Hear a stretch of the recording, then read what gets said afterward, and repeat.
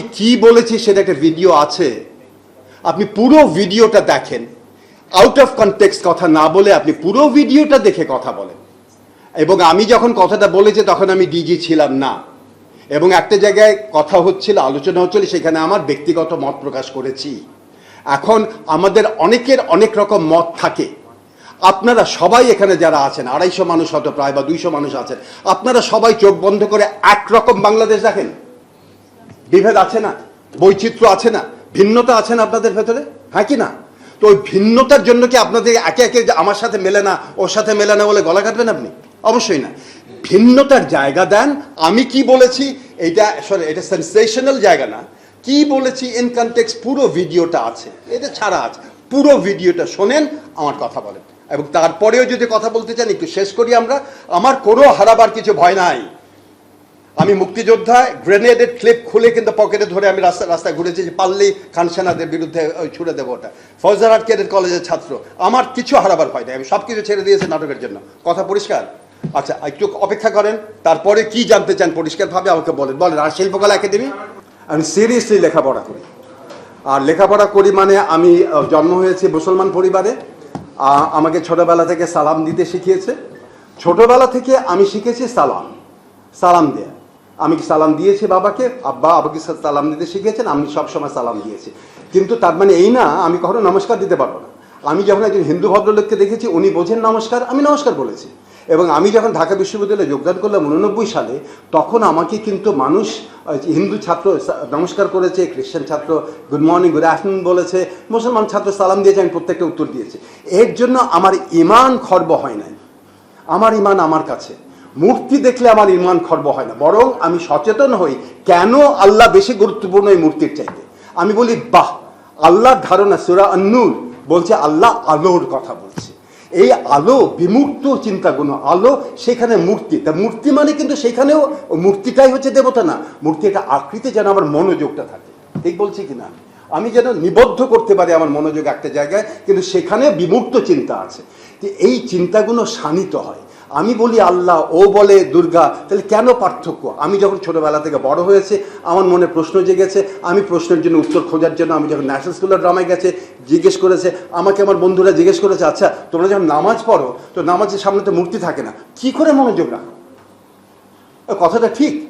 আপনি নিরাকার মূর্তি, নিরাকার আল্লাহ নাই, আপনাকে মনোযোগ রাখতে হবে। আর ইসলাম শব্দটার অর্থ কি? সালাম মানে শান্তি, ইসলাম মানে সম্পূর্ণ আত্মসমর্পণ। আত্মসমর্পণ করছি কার কাছে? মালিকের কাছে, আল্লাহর কাছে। ওই আত্মসমর্পণ আমি একদম মনে আরেকজনের কাছে, মালিকের কাছে আত্মসমর্পণ করে নিজেকে সম্পূর্ণভাবে মাথা নত করছি একজনের সামনে, সেটা হচ্ছে মালিক, নিরাকার মালিক। এই চিন্তাটা একটা বিশেষ চিন্তা, এটা একটা আলাদা ধরনের। এই ফিলসফি আমাকে শেখায় যে সম্পূর্ণ মনোযোগ আনতে। আপনি কি আমার কথা শুনছেন? মনোযোগ আনতে শিখিয়েছে। তো এই জায়গা থেকে আমি যখন পরে 1917 সালে একটা নাটক করলাম রিজওয়ান, শুরুতে ছিল সালাম, এই যে অভিনেতা আছে এখানে, শুরুতে অভিনেতা বলে আসসালামু আলাইকুম। আপনারা জানেন তখন আমাকে প্রশ্ন করা হয়েছিল আমি নাকি জামাত। এটা একটু লিখবেন প্লিজ আপনারা, এটা লিখতে ভুলেন না যারা ভিউজের জন্য কাজ করছেন। তখন আমাকে জামাতি বলেছে। আমি নাটকটা ছিল কাশ্মীরকে নিয়ে, কাশ্মীরে আক্রান্তদেরকে নিয়ে, এবং ওইখানটা আমরা পাহাড়ের কথা বলেছিলাম, বেশি বলার জায়গা ছিল না। তখন আবার কেউ কেউ আমাকে বলেছে, ও তুমি তো ভারতের বিরুদ্ধে কথা বলছো খুব কৌশলে। এটা চালাকি করে একটু মিষ্টি করে হেসে দিয়েছে। বলে আমি যখন এর আগে যখন আমি এরপরে যখন আমি এই করলাম জীবন ও রাজনৈতিক বাস্তবতা করলাম, তখন আবার আমি হয়ে গেলাম কিছু মহলে, এবং তারা বিদগ্ধ নাট্যজন। আপনারা এই ইতিহাস দেখেন না, ওর ভিডিওগুলো এখনো আছে অনলাইন। সেখানে আমাকে বলা হয়েছে আমি নাকি ইতিহাস বিকৃত করেছি ইতিহাস। কেন? কারণ আমি প্রশ্ন করেছি কারা রাজাকার, কারা হারিয়ে গেছে, এবং কারা কিভাবে পুনর্বাসিত হয়েছে। ওই পুনর্বাসিত যখন হয়েছে, তখন যারা যুদ্ধ করেছে আওয়ামী লীগ, তখন তাদেরকে পুনর্বাসনের সুযোগ করে কেন দিয়েছে? তখন আমি হয়ে গেছি রাজাকার, কিংবা আমি হয়ে গেছি ওইখানে ইতিহাস বিকৃতকারী। এই ইতিহাস বিকৃত করেছে কখন? আমি কখনো জামাতের এজেন্ট হয়ে গেছি, পাকিস্তানের এজেন্ট হয়ে গেছে, ভারতের দালাল হয়ে গেছে। আমি তো নানা সময় আমার ভোল পাল্টাতে থাকি। এখন আপনারা এটাও জানেন না যে এটা আমি তার আগে এখানে 91-92 সালে আমি আরেকটা নাটক করেছিলাম, বিষাদ সিন্ধু। বিষাদ সিন্ধু কারবালাকে নিয়ে মীর মোশাররফ হোসেনের উপন্যাসের 2-3টা খণ্ড ছিল, 2টা খণ্ড আমরা করেছি এখানে। সেই মীর মোশাররফ যখন হয়েছে, মীর মোশাররফ হোসেনের নাটক যখন করেছে, তখন আমাকে অনেকে বলেছে, মার্কসিস্টরা বলেছে ও জামিল হয়ে গেছে ইসলামপন্থী, মার্কসিস্টরা বলেছে। এবং দলেরই কেউ কেউ সন্দেহ প্রকাশ করেছে জামিল হঠাৎ ইসলামী বিষয় কেন নিয়ে আসে। আবার অন্যদিকে কেউ আমাকে বলেছে যারা ইসলামপন্থী, ও এখানে আল্লাহর কথা বলা হয়েছে।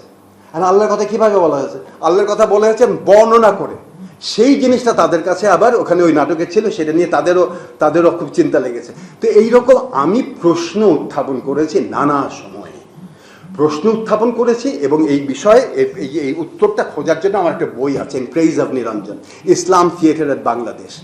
এখানে ইসলাম কি বলে থিয়েটার কিংবা যে কোনো আর্ট ফর্ম সম্পর্কে, সেটা প্রথম চ্যাপ্টার।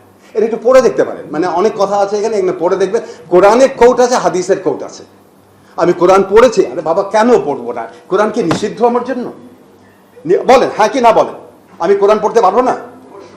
অবশ্যই সবার জন্য। আমি আরবি জানি না, আমি ইংরেজিতে পড়েছি, বাংলায় পড়েছি। এখন আপনি যদি কথায় কথা বাড়ে, আপনি যদি মনে করেন 13,000 বছর পুরনো কোরআনের বাণী, ওই ভাষা আপনি বোঝেন আজকে দাঁড়িয়ে, আরবি ভাষা জানলেও আমার একটু সন্দেহ হয়।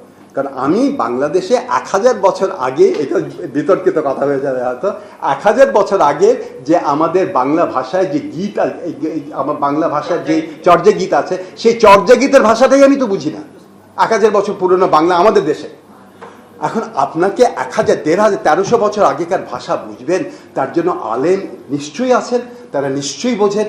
আপনারা বোঝেন আপনার মতন, আমি বুঝি আমার মতন। এখন একটা কথা হচ্ছে কি, পাকিস্তানি আমি একটা নাটক করতে গেছিলাম, সেটা হচ্ছে গিয়ে 1000 আর 1 রাতে। ওই নাটকটা যখন করতে গেছে, আমি হয়ে গেছে পাকিস্তানি এজেন্ট এবং ইসলামের এজেন্ট। ইসলামী আমি বোধহয় এখানে ইসলামী কিছু করে আমাকে ওই তোমাকে কিন্তু আমেরিকার ভিসা দেবে না, কারণ তোমাকে বলবে তুমি হচ্ছে কি কোনো ইসলামিস্ট এজেন্ট। এখন এত জায়গা, ওইখানে ওই নাটকটা যখন করেছে পাকিস্তানে, অনেকগুলো গল্পের ভিতরে একটা গল্পের ভেতরে যে ঘটনাটা ছিল, এক যুবক কি যুবতী একটা বিপদে পড়ে গেছে, সমস্যায় পড়ে গেছে, সমস্যার উত্তরটা খুঁজছে, গল্পের ভেতরে আছে। উত্তর খুঁজে এক বুজুর্গ মানুষের কাছে, বয়স্ক মানুষের কাছে উত্তরটা চেয়েছে। ওই বয়স্ক মানুষ তাকে বলেছে, বাবা দেখো, আমি যতটুকু কোরআন পড়েছি, আমি যতটুকু হাদিস পড়েছি, আমি যত আইন পড়েছি, তার ভেতর থেকে আমি মনে করি এই। সে একটা ব্যাখ্যা দিল, ব্যাখ্যা দিয়ে বলেছে এটা আমি মনে করি, বাট মালিক নোজ বেস্ট, মালিক সব ভালো জানেন আমার চাইতে। আপনি এই কথাটা বাংলাদেশে কোথাও শুনেছেন? কেউ বলেন আপনারা? আমি মনে করি এইটা পড়েছি আমি কোরআনে, কিন্তু আমি তো ক্ষুদ্র মানব, এটা হচ্ছে আইন, এটা হচ্ছে কোরআন আল্লাহর বাণী, এই আল্লাহর বাণী আল্লাহ সবচেয়ে ভালো জানে। এই কথাটা কেউ বলেছেন আপনারা? কিন্তু এই কথাটা কোথায় পেলাম আমি? এটা আমার কোট না, আমার সৃষ্টি না, এটা আরব্য রজনীর একটা গল্পে এক বুজুর্গ এই কথাটা বলছেন। কোরআন একটা আইনের বিষয় ব্যাখ্যা করে বলছেন, দেখো বাবা, তুমি যে প্রশ্নটা করেছো, এই প্রশ্নে আমি যতটুকু ইসলামে পড়েছি, কোরআন পড়েছি, হাদিস পড়েছি, আমি এইটা বুঝি, আমার মনে হয় এইটা। কিন্তু ইংরেজিতে লেখা আছে বাট আল্লাহ নোজ বেস্ট।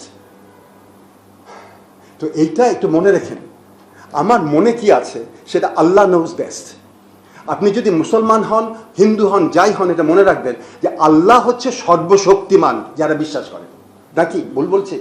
আল্লাহ সর্বশক্তিমান, সর্বজ্ঞানী, অতীত ভবিষ্যৎ বর্তমান যা আছেন উনি সব জানেন, আপনি জানেন না।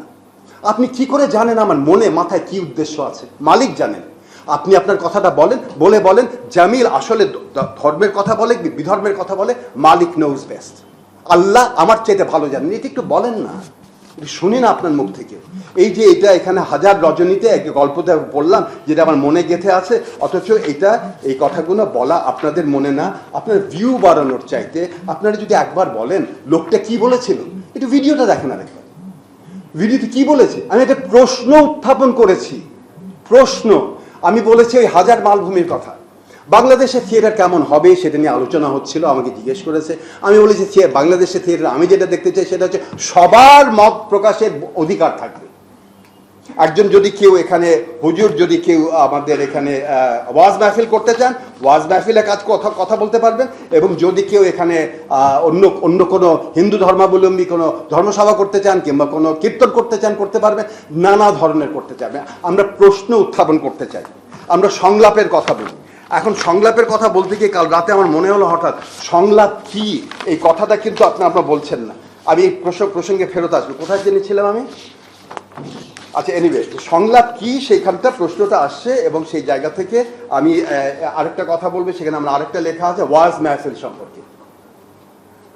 আমি পড়াশোনা করে কথা বলি, তো আমার সাথে এই বইটা পড়বেন, এই পত্রিকাটা দেখবেন, এখানে কিছু কথা আছে। এইখানটা এক সময় যখন আপনারা কেউ কথা বলতে সাহস করতেন না, তখন এই যে দেলওয়ার হোসেন সাইদি সাহেবের ছবি, আমি খালি নামটা উল্লেখ করিনি তখন, কিন্তু এই ছবি দিয়ে দিয়েছি। ছবি দিয়ে ওনার একটা ওয়াজে কি বলেছে সেটা নিয়ে আলোচনা আছে। আমি ওয়াজ নিয়ে আলোচনা করেছি, কেন করবো না? এটা আমাদের সংস্কৃতি, এটা আক্রমণ করার জন্য না, পরিষ্কার, এটা বোঝার জন্য।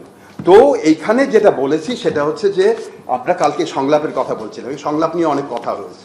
কারণ সংলাপ নিয়ে কথা হয়, বিষয়টা হয়েছে আমি প্রথম সংলাপটা শুনি পাবলিকলি আমাদের যে রাজনৈতিক স্ফিয়ার, সেখানে প্রথমবার যখন আওয়ামী লীগ নির্বাচন, ওই যে বিএনপি যখন পতন হলো দ্বিতীয়বার 96 সালে, ওইখানে পতনের পরে আওয়ামী লীগ অনেক সভা করেছিল। আপনি টেলিভিশনে একটা সভা করেছিল, সভা করে এখানে শেখ হাসিনা, ওই সময় কিন্তু স্বৈরতন্ত্রী স্বভাব ছিল না, তার অনেক খোলা জায়গা ছিল, নতুন, তখনও কিন্তু ক্ষমতায় আসেনি সে ওই জায়গায় কথা বলেছিল। এবং শেখ হাসিনা সম্পর্কে আমার কি মতামত মনে করিয়ে দিন বলবো। এখন উনি সেখানে বলেছিলেন সংলাপের কথা, ওই অনুষ্ঠানে সংলাপের কথা বলতে গিয়ে উনি বলছিলেন সবার সাথে সংলাপ চাই। তো তখন থেকেই রাজনৈতিক মহলে সংলাপ একটা কথা চালু হয়ে গেছে। সংলাপ মানে কি? সবার সাথে সবার আলোচনা, মত বিনিময়। সংলাপ বলতে কি বুঝি আমি একটু বলি আপনাকে। আমি সংলাপ শব্দটা ব্যবহার করি পাওলো ফ্রেইরে থেকে নিয়ে। আপনারা যদি কেউ পেডাগজি অফ দ্য অপ্রেসড বইটা পড়ে থাকেন বা একটু দেখবেন, পাওলো ফ্রেইরে কি বলছে এখানে। In order to understand the meaning of dialogical practice, we have to put aside the simplistic understanding of dialogue as a mere technique. Dialogue কোনো কৌশল না, এটাকে বাদ দিয়ে চিন্তা করতে হবে। Dialogue does not even represent somewhat a false path that I attempt to elaborate and realize in the sense of evolving ingenuity of the other. On the contrary, dialogue characterizes as epistemic relationship. Dialogue, সংলাপ হচ্ছে একটা জ্ঞান ভিত্তিক, জ্ঞান চর্চার ভিত্তিক সম্পর্ক, epistemic relationship. Thus, in this sense, dialogue is a way of knowing and should never be viewed as a mere tactic. Dialogue একটা কৌশল না, জানার জ্ঞানতাত্ত্বিক ভিত্তি। আর কেন বলেছে ডায়ালগ? শেখ হাসিনাকে আমি অবশ্যই চাই বাংলাদেশে আসবে, শেখ হাসিনাকে আমি অবশ্যই চাই যেন তার বিচার হবে। কিন্তু একটা কথা বলেন, বিচার যদি হয় তাকে আত্মপক্ষ সমর্থন করতে দেবেন নাকি দেবেন না? কথা বলেন, এখন আপনারাও বলেন। এই এখন কথা নাই, বিচার আত্মপক্ষ সমর্থনের সুবিধা থাকবে? এই যে কথা বলছে না, এখন কথা বলে না মানুষ, কি থাকতে হবে? রাইট, ওই বিচার আত্মপক্ষ, তার নাইলে বিচার হবে না, এটা ঠিক। ওইখানে যদি আত্মপক্ষ সমর্থনের সুবিধা থাকে, সে যদি আত্মপক্ষ সমর্থন আদালতে করতে পারে, বাইরে না কেন, আমাদের সামনে না কেন? আমরা তাকে তুলোধুনো করব, আমার ইচ্ছা সেইটা। তুলোধুনো করে জিজ্ঞেস করব, আপনার মাথায় কি বুদ্ধি হয়েছিল যে 16 তারিখে আপনি আপনার জনতা লেলিয়ে দিয়েছিলেন ছাত্রদের উপরে? কি বুদ্ধিতে করেছিলেন? এর যুক্তি কি? হ্যাঁ, আমি শেখ হাসিনার কাছে জানতে চাইবো আপনার কি বুদ্ধি ছিল যে আপনি 19 তারিখে, 20 তারিখ, আরে 4 তারিখে, 5 তারিখে আপনি এখানে সব সেনাপ্রধানকে ডেকে আপনি বলছেন এখনই সেনাবাহিনী চালান। বুদ্ধিটা কি ছিল আপনার? কি বুদ্ধিতে আপনি এখন আত্মপক্ষ সমর্থন করেন? আমাদেরকে বুঝান, কারণ এখন আপনার পাশে কোনো সৈনিকও নাই আর কোনো পুলিশ নেই। আপনি একা দাঁড়িয়ে আমাদের সামনে পরিষ্কার করে যুক্তি দিয়ে বোঝান কি বুদ্ধিতে আপনি গুলি করেছিলেন। এইটা আমি জানতে চাই, এইটা ডায়ালগ। আমি জ্ঞানতাত্ত্বিক, জানতে বোঝে। সে পাল্টা আমাকে প্রশ্ন করতে পারে আপনি কেন এখানে আত্মসমর্থন করেছেন। আমি বলবো, আমি বলেছিলাম 4 তারিখে, আপনারা যদি আমার ওই ভিডিওটা কেউ কোনো সার্কুলেট করেন না, 4 তারিখে বটতলার সামনে অপরাজেয় বাংলায় কিন্তু আমি একটা কথা বলেছিলাম। সে কথাটা ছিল এই সোশ্যাল কন্ট্রাক্ট। সোশ্যাল কন্ট্রাক্ট হচ্ছে দুই পক্ষের একটা চুক্তি, জনগণের সাথে রাষ্ট্রের বা সরকারের একটা চুক্তি। জনগণ ক্ষমতা দেয় সরকারকে এই ভিত্তিতে, এই চুক্তিতে, যে সরকার তাদের রক্ষা করবে। সরকার যদি রক্ষা করতে ব্যর্থ হয়, তাহলে জনগণের দাবি অধিকার আছে সরকার উৎখাতের। আমি এই কথা বলেছিলাম। এই কাজী, এই অভ্যুত্থান, এটা একেবারে আইনসঙ্গত, এটা একেবারে ন্যায্য। এই কথা বলেছিলাম আমি। ন্যায্য অধিকারে জনগণ এখানে বিপ্লব করতে পারে, এটা কোনো অন্যায্য অধিকার না। এই যুক্তিটা আমি তুলে ধরেছিলাম। এই কথাটা কেউ বলেন না। এখানে অনেক ধরনের কথা আসে, অনেক জায়গা। আপনারা খালি খণ্ডিত একটা অংশ শুনে নিয়ে দৌড় দেন। একটু পুরোটা শুনে দেখেন। আমি মনে রেখেন একটু এখানে যে আমি অনেক কাঠখড় পোড়া মানুষ, আর এখানে এটা বলেছিল আপনি অনেক জায়গায় অনেক অনেক অনেক কিছু। তো এখানে যেটা ছিল সেটা হচ্ছে এই যে ওয়াজ মাহফিলের উপর একটা আলোচনা। ওয়াজ মাহফিলের দুইটা বৈশিষ্ট্য আমি এখানে আলোচনা করছি, যারা পড়তে পারবেন। টিডিআরে বার হয়েছিল, এটা বার হয়েছিল এটা কোন সালে? 2006 সালে, 2006 সালের পত্রিকা। আমি দুইটা বৈশিষ্ট্য বলেছিলাম ওয়াজ মাহফিলের কিংবা ইসলামিক পন্থীতে। একদিকে ইসলামপন্থীরা তখন ওয়াজ মাহফিল এবং অন্যান্য জায়গায় নারীদের বিরুদ্ধে কিছু কথা বলেছে, নারী কিছু কিছু করা দরকার, নারীর স্বাধীনতা আমার কাছে মনে হচ্ছে খর্ব করেছে। অন্যদিকে ইসলামপন্থীরা একমাত্র সরব কণ্ঠস্বর ছিল তখন, যারা আমেরিকার বিরুদ্ধে আওয়াজ তুলেছে, বুশের বিরুদ্ধে আওয়াজ তুলেছে। এখানে আমি এখানে কোট করা আছে একজন, এখানে আমাদের একজন আলেম, যেখানে হাইকোর্টের সামনে যেখানে ই হয় জামাত হয়, ঈদের জামাতে বলেছিলেন থু থু ছিটাই তোমার মুখে বস। আমি এটা সমর্থন করেছি, ভালো বলেছে বাপকা বেটা, এটাও আছে এখানে। খুব দান্দিক অবস্থান দেখিয়েছি আমি এখানে। আপনি খালি একটা অংশ তুলে ধরবেন, অন্যটা কথা শুনবেন না, এটা কেমন করে কথা? ঠিক আছে, বুঝতে পেরেছেন? আমরা চাই সবার সাথে কথা বলতে। প্লিজ, শিল্পকলা একাডেমি সবার জায়গা। আমি যদি কোনোদিন আপনার কথা শুনতে না পারি, না চাই, বলবেন।